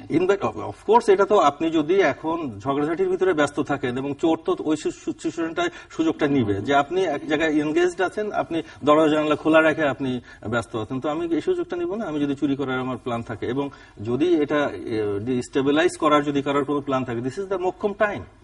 এখন সমাজে যে নৈরাজ্য যদি ছড়িয়ে যায়, এইটাকে কিভাবে রাজনীতিবিদরা সামলাবে? প্রথম যেটি হচ্ছে যে আমাদের মান্না ভাইকে যখন অ্যারেস্ট করা হলো, এটা আমরা এক্সপেক্ট করছিলাম অ্যারেস্ট করা হতে পারে, কিন্তু যেটি আপনি বললেন প্রায় 21 ঘন্টা আনট্রেসড ডিসঅ্যাপিয়ারেন্স, এটা অত্যন্ত ভয়ঙ্কর একটা মেসেজ আসলে। কারণ আমাদের সংবিধানেই বলা আছে কিন্তু 24 ঘন্টার মধ্যে তাকে ম্যাজিস্ট্রেট কোর্টে বা নিয়ারেস্ট কোর্টে হাজির করতে হবে, এর সাথে যোগ হবে তার কোর্টে যাওয়ার সময়টা 1 ঘন্টা 2 ঘন্টা যেটাই। শুধু একটা এক্সেপশন আছে, সেটা হচ্ছে কাউকে যদি প্রিভেন্টিভ ডিটেনশনে স্পেশাল পাওয়ার্স অ্যাক্টে দিয়ে দেওয়া হয়, সেটা এখন পর্যন্ত কিন্তু মান্না ভাইকে দেওয়া হয়নি। এই 21 ঘন্টাটা একটা খুব ভয়ঙ্কর সময় সবাই আমরা ছিলাম যে হোয়াট হ্যাপেন্ড।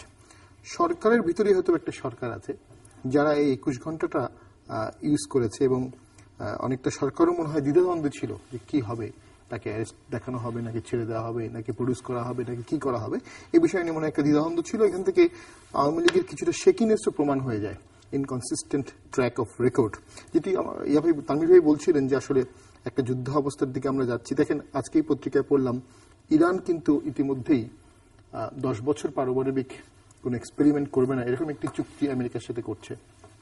সো এরকম চরম বৈরী দুটি শক্তি, দুটি ডিফারেন্ট জাতি, একটা পার্সিয়ান একটা আমেরিকান মিক্সড নেশন, তারা কিন্তু কি সুন্দর যুদ্ধের কাছাকাছি গিয়েও শেষ পর্যন্ত যুদ্ধ অবস্থায় না গিয়ে একটা সমাধানে চলে আসছে।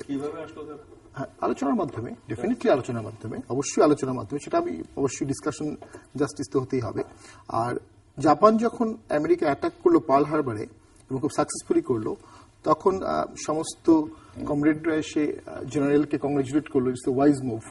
তখন জাপানের যিনি জেনারেল, উনি খুব গম্ভীর মুখে বললেন যে একজন ওয়াইজ মানুষ কখনো যুদ্ধ করে অ্যাটাক করে না। সো অ্যাটাকিং যুদ্ধ is not a wise move. আজকে দুটি দল আমি বলবো অনেকটা অকারণেই এবং কোন সঠিক যৌক্তিক কারণ ছাড়াই দেশটাকে একটা যুদ্ধ অবস্থার দিকে নিয়ে গেছে। আজকে আমরা একই জাতি, একই নেশন, একই সিঙ্গেল প্লেটে আছি। এমন তো না যে বাংলাদেশ খুব বড় বড় পাহাড় দিয়ে ডিভাইডেড, পাহাড়ের এক পাশে এক ধরনের কালচার, আরেক পাশে আরেক রকমের কালচার, এক পাশে এক ধরনের ফুড হ্যাবিট, আরেক পাশে আরেক ধরনের, এরকম কিছুই না। সিম্পলি একটা নেশন, হোমোজিনিয়াস। এবং পৃথিবীর মধ্যে সিঙ্গেল প্লেটে এতগুলো হোমোজিনিয়াস মানুষ পৃথিবীর মধ্যে আর কোথাও নেই।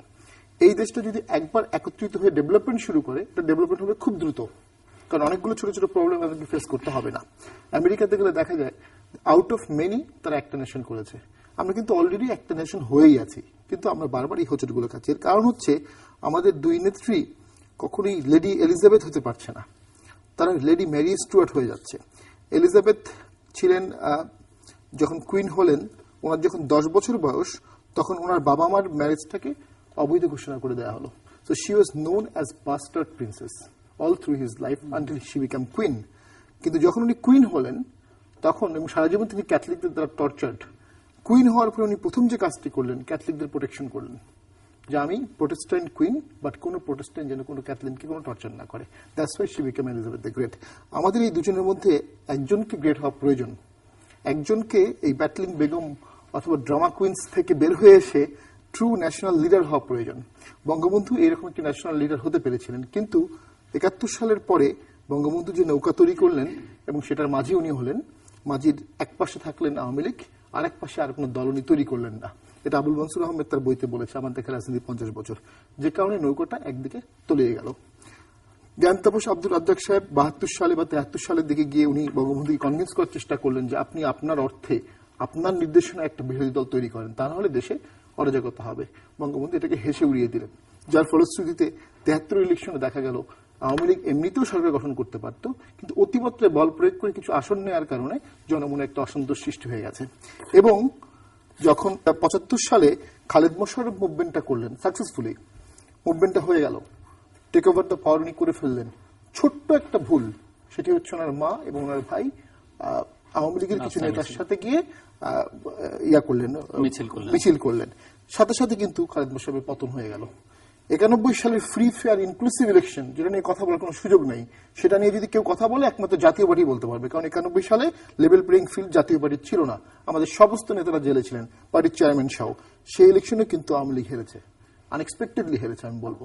তো এটা কিন্তু আওয়ামী লীগকে মনে রাখতে হবে যে এভরিথিং যদিও কন্ট্রোলে আছে আপাত দৃষ্টিতে, কিন্তু জনগণের মনে কি আছে এটা কিন্তু অবশ্যই জাতীয় আওয়ামী লীগকে নজরে রেখেই কাজ করতে হবে। তা না হলে হঠাৎ করে তারা আরো বেশি জনবিচ্ছিন্ন হয়ে পড়বে। জি, ধন্যবাদ। দেখুন, আপনি আমাকে এর আগে ফ্লোরের সময় একটা প্রশ্ন জিজ্ঞেস করেছিলেন যে ডু অর ডাই সিচুয়েশন সৃষ্টি হয়েছে কিনা। কিছুটা তো বটেই, এবং এই সিচুয়েশনটা সৃষ্টি করেছে কে? হ্যাঁ, একটা কথা যেমন crossing the line of Rubicon, অর্থাৎ এটা ওই যে ধর্মযুদ্ধের কনসেপ্টে ব্যবহার করতে, যে you have crossed a line, যে ওখান থেকে আপনি যেদিকে যাবেন ইউ আর ইন ট্রাবল। আজকে 2009 থেকে যেভাবে সরকার পরিচালনা করা হয়েছে, the country has been totally divided. আইনের শাসন নাই, বিচার নাই, লুটপাট হচ্ছে, শেয়ার মার্কেট থেকে সমস্ত ব্যাংক লুট হয়ে গেছে। সর্বশেষ যে 40% কি কেবলমাত্র 2009 থেকেই হয়েছে, না তারও আগে থেকে হয়েছে? আপনি হয়তো মাত্রা নিয়ে আলোচনা করতে পারে, কিন্তু পুরো দায়টা কি কেবল 2009 এর পরে যারা তাদের উপরই বর্তাবে নাকি? 2009 এর উপরে কেন মানুষের একটা অন্যরকম আশা সৃষ্টি হয়েছিল, কারণ তারা বলেছিলেন যে আমরা পরিবর্তন আনবো। এটা শুরু হয়েছে 71 সালে, যখন সেই সোনার খনি যখন পাওয়া গেল, যখন কম্বল ছেড়ে বিচার হলো না, সেখান থেকে শুরু হয়েছে। মানে যিনি পরিবর্তনের কথা বলবেন তার উপরই মানুষের আশা থাকবে, যিনি বলবেন না তার উপরে কোনো আশা থাকবে না। আগের সরকার যে ভুলগুলো করেছে, যেমন আমরা একটা কথা বলি যে বিএনপিতে সেই সময় যারা দুর্নীতি করেছিল, তারও যদি সঠিক বিচার হতো, কিছু তো দুর্নীতি হয়েছে, এটা তো কেউ অস্বীকার করে না। সেই বিচারের জন্য কেন এখন আপনি ক্ষমতায় বিএনপির সময় দুর্নীতির জন্য আওয়ামী লীগের জন্য অপেক্ষা করতে হবে কেন, আর আওয়ামী লীগের বিচারের জন্য আওয়ামী লীগের সময় দুর্নীতির জন্য বিএনপির জন্য অপেক্ষা করতে হবে কেন? কেন বিএনপির সময় দুর্নীতি হলে বিএনপির সময় সেই বিচার হবে না, আওয়ামী লীগের সময় দুর্নীতির জন্য আওয়ামী লীগের সময় বিচার হবে না কেন? 2008 নির্বাচন নিয়েও কথা আছে, এবং 2014 5 নির্বাচন নিয়ে তো কথা আছেই।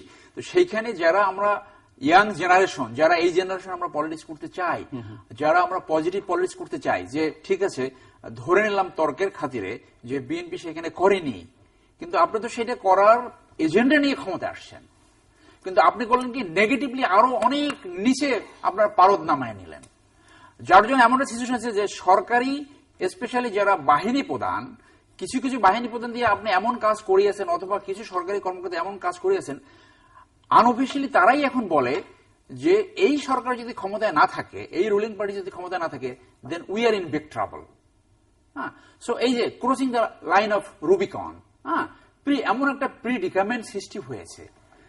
এখন আমাদের শামীম সাহেব বলে যে দুই ব্যাটলিং লেডি। আপনি দেখেন বেগম জিয়া, আপনি 96 সালে আন্দোলন করলেন যে কেয়ারটেকার সরকার চাই, আপনি বিশ্বাস আস্থা রাখতে পারছেন না, শি এগ্রিড, একটা করে নির্বাচন করে সে সেই কেয়ারটেকার বিল দিলেন, 3টা নির্বাচন হলো। কিন্তু এখন আপনারা যখন ক্ষমতায় আসছেন, এরপরে 2014 সালে ওখান থেকে চাপে পড়ে যেভাবে হোক আপনাদের এগ্রি করেছি, এবং সেটা আপনার দাবি মুখ, চাপের মুখ। বিএনপি কখনই যেভাবে এখন এই রুলিং পার্টি গভর্নমেন্ট মেশিনারি ব্যবহার করছে বা এখন পর্যন্ত করেছে, আই ডোন্ট থিঙ্ক পার্সোনালি যে বিএনপি এটা কল্পনা করেছে যে এইভাবে তাদেরকে ব্যবহার করে ক্ষমতা কন্টিনিউ করা উচিত, কল্পনাও করে নাই সেটা।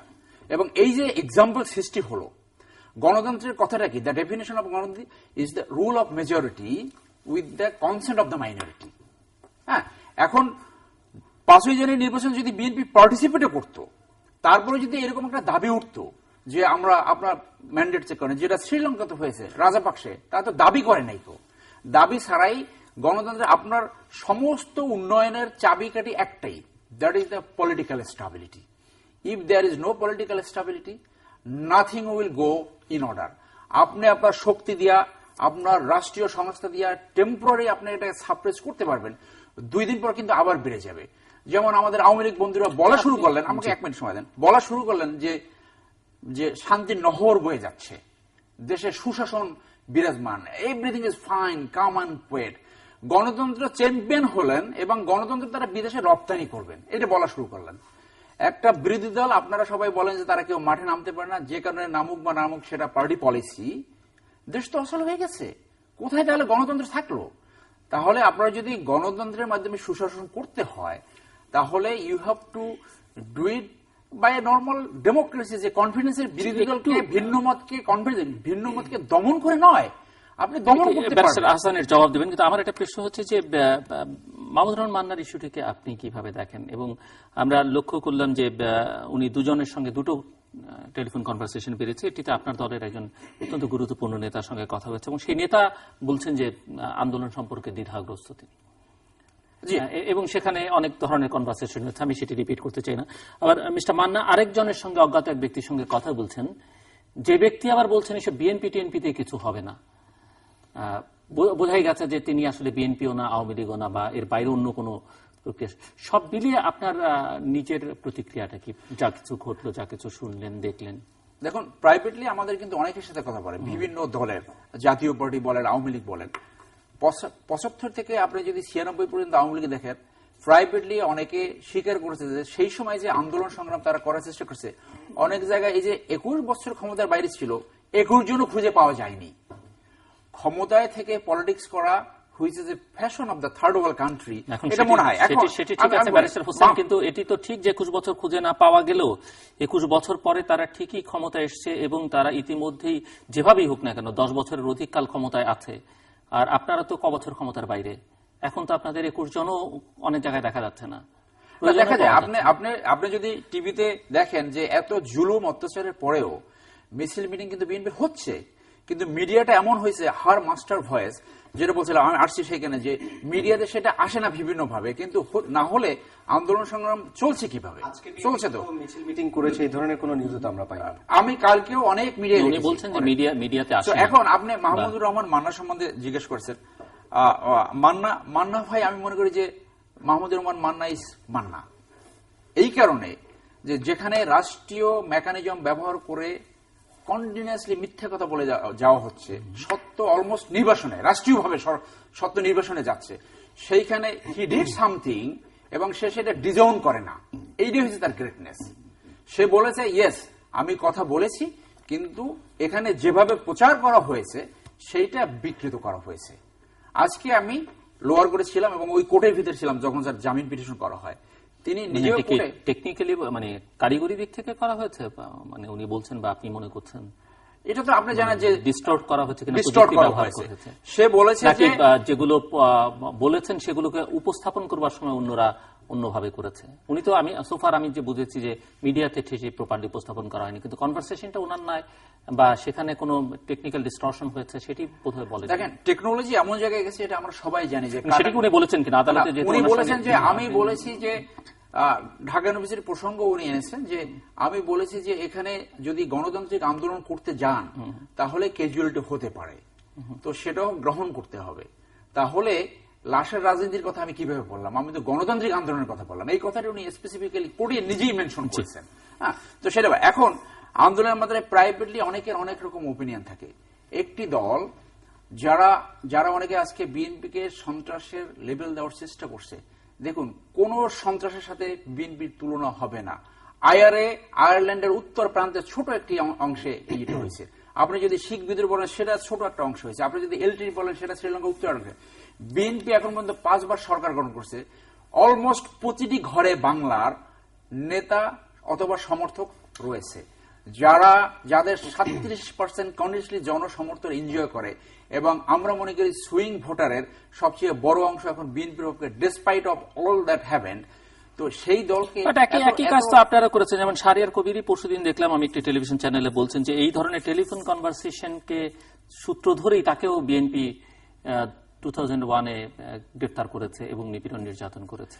So that was a bad example that we do not support. এই যে আমরা সাপোর্ট করি না, যে সেই জিনিসটা হয়েছে সেইটাই যে আপনি প্রতিহিংসা নেবেন সেটা তো হবে না, সেটা হতে পারে, এবং সেটা we cannot support the state torture. 2 minute করে প্রত্যেকের জন্য, যে বর্তমান যে অবস্থা চলছে, অচল অবস্থা, আদৌ অচল অবস্থা কিনা আপনি মানবেন কিনা সেটিও একটি প্রশ্ন। সব মিলিয়ে এর থেকে বেরোয়ার আসলে উপায় কি? মানে বেরোতে তো হবে, বিশেষ করে জনগণ তো এটি আসলে সহ্য করতে পারছে না। এক পক্ষ আপনারা ক্ষমতায় আছেন, আপনাদের হয়তো এক ধরনের তৃপ্তি আছে, ওনারা ক্ষমতায় কখনো না কখনো যাবেন সেই ধরনের একটা স্বপ্ন আছে। স্বপ্ন থাকলে মানুষ বেঁচে থাকে, লড়াই করবার চেষ্টা করে। মাঝখানে যারা আছেন তাদের অবস্থা তো খুবই খারাপ। অবশ্যই মাঝখানে আছি বলতে আমরা সাধারণ জনগণ যারা আছি, এদেশের সকল জনগণই চায় যে এই অচল অবস্থা থেকে বেরিয়ে আসার জন্য একটি ইনিশিয়েটিভ নেওয়া হোক। এখন আমি আপনার সাথে করমর্দন করার জন্য হাত বাড়াবো, তার পরিপ্রেক্ষিতে আপনার সাইড থেকে কি ইনিশিয়েটিভ আসবে সেটাও তো দেখার বিষয়। জনাব মরহুম আরাফাত রহমান কোকো যখন মারা যায় তখন সব দেশের মানুষজন তাকিয়েছিলেন যে প্রধানমন্ত্রীর কাছ থেকে কোনো ধরনের সমবেদনা জানানোর জন্য কোনো ধরনের ইনিশিয়েটিভ নেওয়া হয় কিনা, এবং দেশের সকল মানুষের যে এক্সপেকটেশন ছিল সেটার সাথে সেটা কিন্তু ব্যত্যয় ঘটেনি এবং প্রধানমন্ত্রী সেখানে গিয়েছিলেন এবং অনেকটা আনএক্সপেক্টেডলি বলবো আমরা, সেখানে বিএনপির অনেক সিনিয়র নেতৃবৃন্দও ছিলেন। আইসিইউতে একজন রোগী অসুস্থ থাকলেও কিন্তু সেখানে যে আমরা দেখে আসি, কিন্তু সেখান থেকে দেশের প্রধানমন্ত্রীকে গেট থেকে ফেরত দেওয়ার মাধ্যমে আমাদের আরেকটি শঙ্কার সৃষ্টি হয়েছিল জনমনে যে এখান থেকেও কি সংলাপের যে একটি শুরু হতে পারতো, হয়তো এই ধরনের কোন একটা পরিস্থিতি থেকে বিএনপি আবার পিছিয়ে গেল কিনা। আর দেশ আসলে সত্যি ব্যারিস্টার সরওয়ার যেটা বলেছেন যে আসলে ডিভাইডেড হয়েছে, এটা তো সত্যি। দেশ ডিভাইডেড হয়েছে। এখন দেশে দুইটা ডিভাইডেশন, একটা হচ্ছে স্বাধীনতার পক্ষের শক্তি, আরেকটা হচ্ছে স্বাধীনতা বিরোধী শক্তি। এখন বিএনপি যতক্ষণ পর্যন্ত না স্বাধীনতা বিরোধী যে শক্তি আছে তাদেরকে বাদ দিয়ে সংলাপে আসার জন্য একটা ইনিশিয়েটিভ নিবে, কারণ আওয়ামী লীগ থেকে কিন্তু প্রত্যেকবারই বলা হয়েছে বলছে যে সংলাপ আমরা করব কিন্তু বিএনপির সঙ্গে জামাতের সঙ্গে আমরা বসবো না। অবশ্যই এই কথা কি আওয়ামী লীগ প্রকাশ্যে বলেছে? এই কথা বেশ কয়েকবারই আওয়ামী লীগের নীতি নির্ধারণী জামাতকে ছাড়তে হবে, কিন্তু আমি জামাতের সঙ্গে সংলাপ করব না, বিএনপির সঙ্গে করব, এই কথা কি স্পষ্ট করে বলেছে? সংলাপ হবে না, সংলাপ করা যাবে না, বিভিন্ন ধরনের রাজনৈতিক কৌশল আওয়ামী লীগের থেকে আসবে, এটাই স্বাভাবিক। আওয়ামী লীগ একটি বড় রাজনৈতিক দল। বিএনপি যে সংলাপ চায়, বিএনপিকে তো বলতে হবে যে সংলাপ কিসের জন্য চায়। বিএনপি যদি মনে করে আমরা সংলাপ চাই শুধুমাত্র কিভাবে তত্ত্বাবধায়ক সরকার আসবে, আমরা ক্ষমতায় যাব সেই জন্য সংলাপ, বিএনপির কাছ থেকে তো যদি আমরা দেখতাম যে বিএনপি সংলাপ চায় আমাদের দেশের পররাষ্ট্রনীতি নিয়ে, আমাদের দেশের শিক্ষা ব্যবস্থা নিয়ে সংলাপ হবে, আমাদের দেশের পরবর্তী 20 বছর 50 বছর কিভাবে যাবে সেটা নিয়ে আমি আসবো আপনার কাছে। তানভীর সিদ্দিকী। ধন্যবাদ। আমি সামগ্রিক পরিস্থিতিতে আমি খুব একজন নাগরিক হিসেবে, ওনারা তো তিনটা পলিটিক্যাল পার্টির সঙ্গে অ্যাফিলিয়েটেড, আমার তো সেই পরিচয়ও নাই, সুতরাং আমি তৃতীয় পার্টিও না। সুতরাং আমার জন্য আশঙ্কার কারণটা হচ্ছে যে আমি স্বাভাবিকভাবে আমি আমার জীবনযাপন করতে পারবো কিনা। ওনাদের যে উনি রাজনৈতিক কৌশলের কথা বললেন, রাজনৈতিক কৌশল হলে ঠিক ছিল, কিন্তু রাজনৈতিক কূটকৌশল হলে সমস্যা আছে। এবং আমরা যেটা দেখছি সেটা হচ্ছে রাজনৈতিক কূটকৌশলের একটা চরম এক্সট্রিম মানে আর কি প্রকাশ বা বই প্রকাশ নানাভাবে, এটা আমরা বুঝতে পারি। এবং আমার জনগণ তো এত বোকা না। আমি আজকে সকালে আপনার হবে, আপনার ইউরোপিয়ান ইউনিয়ন পার্লামেন্টে আমাদেরকে নিয়ে একটা হিয়ারিং, বাংলাদেশ নিয়ে আজকে যারা কথা বলেন যে বিদেশিদের ব্যাপার স্যাপার, তাদেরকে কিন্তু আমরা উপেক্ষা করতে পারি না নানা কারণে। এবং আরো বাইরের থেকে তারাও নানাভাবে বাংলাদেশকে পর্যবেক্ষণ করছে। জাতিসংঘ কিন্তু আছে এর ভিতরে, আমি অস্বীকার করতে পারবেন না তাদেরকে। এই আমাদের যে বিকজ আমরা নানাভাবে তাদের সঙ্গে কানেক্টেড। দুজন নেত্রী যদি শুভবুদ্ধির পরিচয় না দেন, তাদের মান অভিমান যদি তারা না বলেন, দেশের স্বার্থ যদি তারা চিন্তা না করেন, তারা যদি নিজের বা দলের স্বার্থে যদি কাজ করতে থাকেন এবং এভাবে যদি দেশটা চলতে থাকে, আমি সামনে শুধু নৈরাজ্য ছাড়া আর কিছু আমি দেখতে পাচ্ছি না। আমি আপনাকে বলি, গত জাস্ট 23 তারিখে আপনারা জানেন যে নোবেল বিজয়ী অমর্ত্য সেন ঢাকাতে এসছেন, ওনার একটা অনুষ্ঠান পাবলিক লেকচার ছিল, আমার সেখানে থাকার সুযোগ হয়েছিল। উনি যে সমস্ত উদাহরণগুলো দিলেন বাংলাদেশ, উনি বইপত্রে যে সমস্ত কথা বলেছেন, কোথায় আমরা পিছিয়ে ছিলাম। 16 কোটি লোক এখানে, যারা পরিশ্রমী একটা জাতি, আমরা শুধুমাত্র রাজনৈতিক নির্দেশনার অভাবে আমরা আজকে উপরে উঠতে পারছি না। এবং উনি যে সমস্ত মানে বাংলাদেশ নিয়ে যে সমস্ত আশাবাদের কথা উনি বললেন, সেদিনও বললেন, আগেও সবসময় বলে এসছেন, যেটা ভারতের অনেক জায়গা থেকে আমরা উপরে আসছি। উই আর ফেসিং একটা হিনিয়াস প্রিভেন্টেবল ম্যানমেড ক্যাটাস্ট্রফি। এটা আমরা জাস্ট আমাদের কনকক্টেড একটা ক্যাটাস্ট্রফি, এটা গড থেকে চাপিয়ে দেওয়াও না, কোন ন্যাচারাল ক্যালামিটিও না, আমরা তৈরি করেছি। এবং এটা খুব হিনিয়াস, কারণ পেট্রোল বোমায় লোক মারা যাচ্ছে, ক্রস ফায়ারও লোক মারা যাচ্ছে, দুটোই হিনিয়াস। ক্রস ফায়ার যখন শুরু হয় 2001-2 সালে, প্রথম দিকে কিন্তু অনেক বড় বড় সন্ত্রাসী ক্রস ফায়ারে মারা হতো। এক পর্যায়ে দেখা গেল পিওর কমিউনিস্ট তাত্ত্বিককেও কিন্তু, যার সাথে সন্ত্রাসের কোনো যোগাযোগ নেই, তাকেও কিন্তু ক্রস ফায়ারে মারা হয়েছে। তো এখনো যে ক্রস ফায়ার গুলো হচ্ছে, এগুলো যে কোথায় গিয়ে থামবে এটা বলা খুব মুশকিল। প্রশাসন অনেক বেশি শক্তিশালী হয়ে যাচ্ছে, সরকার প্রশাসন নির্ভর হয়ে যাচ্ছে এবং এক পর্যায়ে এটা ফ্রাঙ্কেনস্টাইন হতে বাধ্য, এ বিষয়ে কোনো সন্দেহ নেই।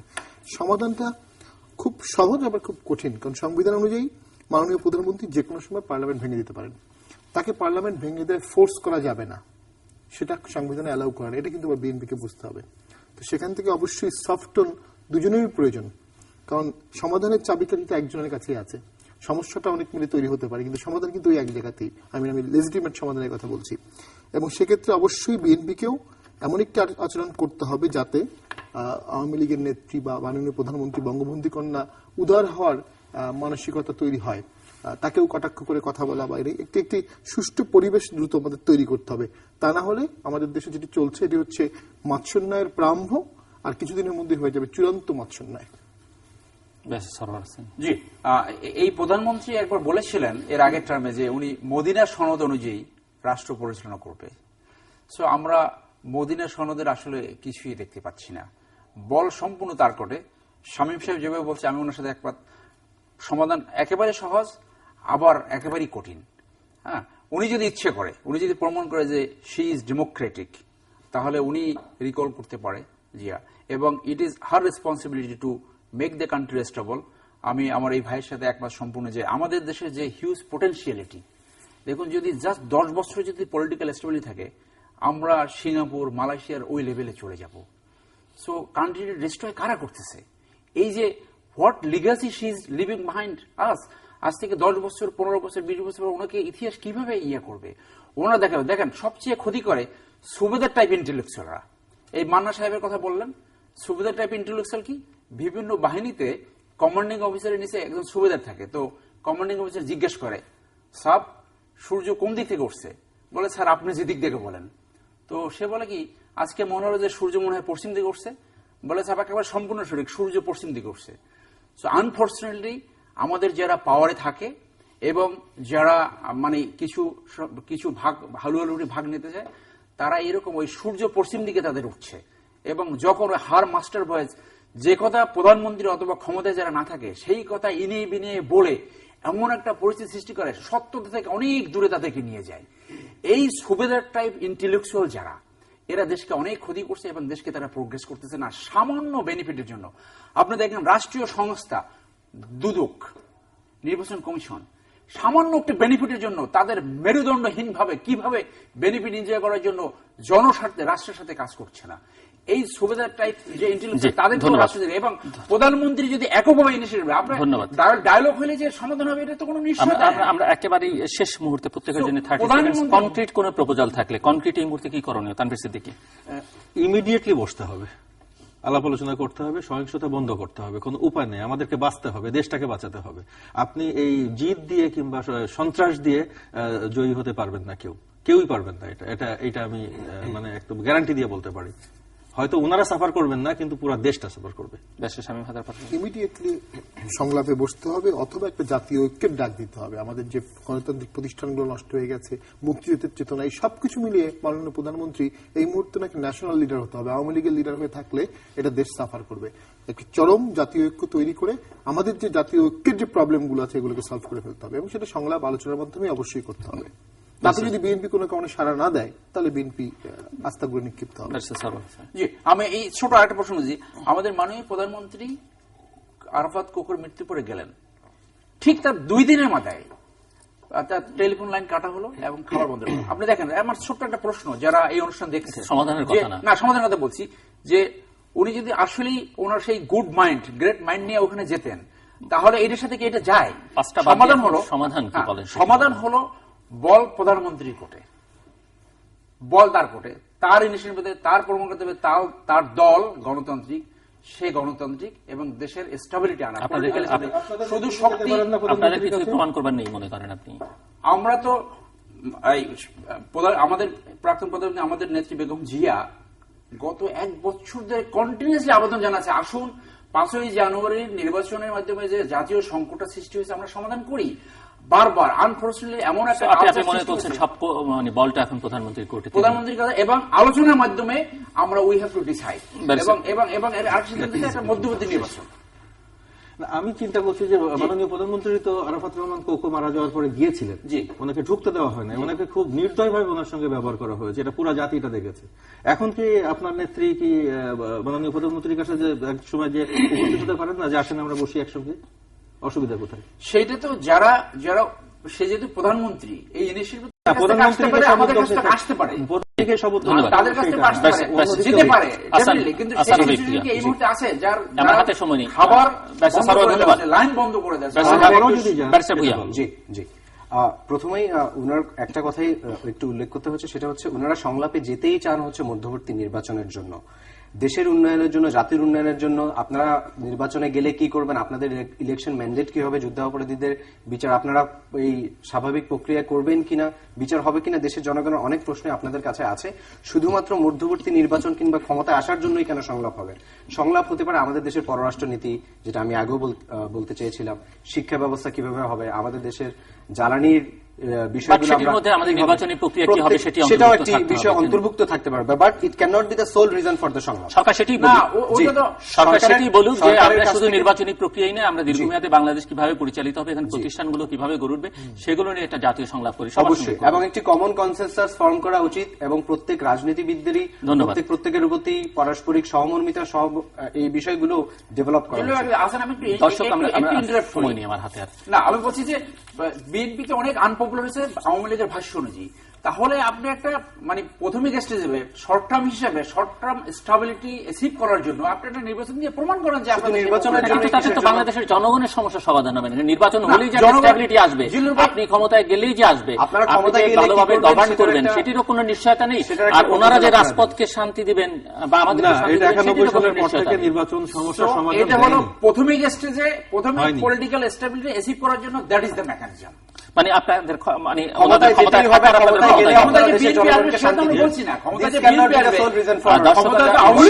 শেষ প্রান্তে তৃতীয়মাত্রা সম্পর্কে আপনারা লিখতে পারেন ডাকে, ইমেল, SMS এর মাধ্যমে, ইন্টারনেট, আমাদের অফিসিয়াল ওয়েবসাইট অথবা সোশ্যাল নেটওয়ার্কগুলোতে যেসব পেজ রয়েছে সেসব পেজে আপনাদের মতামত রাখতে পারেন। আর আপনাদের মতামতই আমাদের অনুষ্ঠান তৃতীয়মাত্রা আপনি দেখতে পাবেন প্রতি বৃহস্পতিবার এবং শুক্রবার বাংলাদেশ আমরা দুটোই, বুধবার দুপুর 11:30 এবং শুক্রবার দুপুর 1:05 দেখবার আমন্ত্রণ রইল। Barrister Sarwar Hossain, advocate Tanvir Siddiqui, barrister Shamim Haider Patwari এবং ব্যারিস্টার হাসান হাবিব ভূঁইয়া, অসংখ্য ধন্যবাদ চারজনকেই।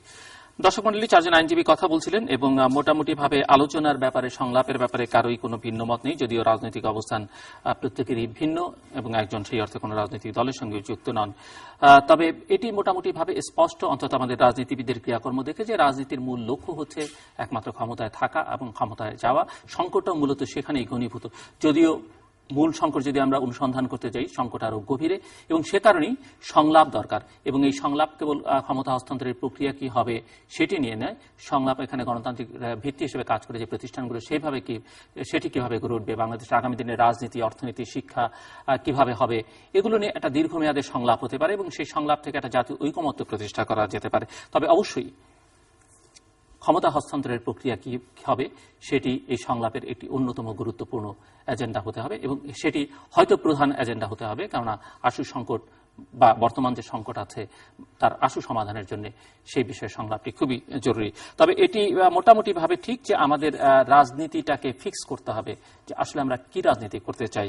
আমরা আমাদের রাজনীতি গণতন্ত্রকে কনসলিডেট করবার জন্য এ বিষয়ে কারোর মধ্যে কোনো ভিন্নমত থাকবার সুযোগ নেই, অন্তত গণতন্ত্রের বা রাজনীতির যারা ছাত্র, যে এখানে কম্প্রোমাইজ, কনসেশন এবং কনসেনসাস এই তিনটে বাদ দিয়ে আসলে রাজনীতির কনসলিডেশন বা ডেমোক্রেসির কনসলিডেশন তৈরি করা সম্ভব নয়। এটিকে ফিক্স করতে হলে এই কনসেশন দিতে হবে, কম্প্রোমাইজ করতে হবে এবং এক ধরনের কনসেনসাস তৈরির দিকে মনোযোগী হতে হবে আমাদের রাজনৈতিক নেতৃত্বকে, এবং সেখানে কে অগ্রণী ভূমিকা রাখবেন এবং ইতিহাসে তার অবস্থান কি হবে, আমার কোনো বক্তা এখান থেকে বলবার চেষ্টা করেছেন, তারা নিজেরাই নির্ধারণ করে নিতে পারেন।